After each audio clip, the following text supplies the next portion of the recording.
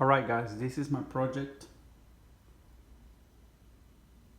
my sheetrock project, the arches. But today what we're gonna learn is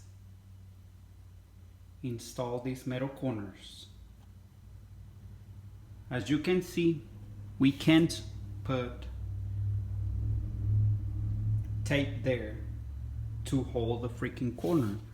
We need, for that, we need a metal corner that goes like that. And then of course, right here on like all these holes, every like 5 inches or so, we can put a screw every 5 inches all the way down. Or you can install one of these round corners. It's just like, if you want, like for preference, this looks real good whenever you install one of these vinyl corners. These bullnose, that's how you call them, bullnose corners.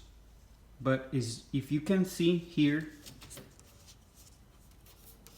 it's not setting flush. So what we're gonna do here is we have to get our knife and cut it.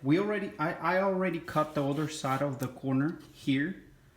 So let me show you how this looks. See, you have to cut like a 45 angle all the way down, so that way this vinyl corner can sit still, can sit perfectly still. See that? It's perfectly flush here and here. How we're gonna attach this is, you have two options, okay? See this right here? It goes all the way down and it looks really good.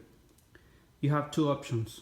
Either you can install this with 1.25" screw,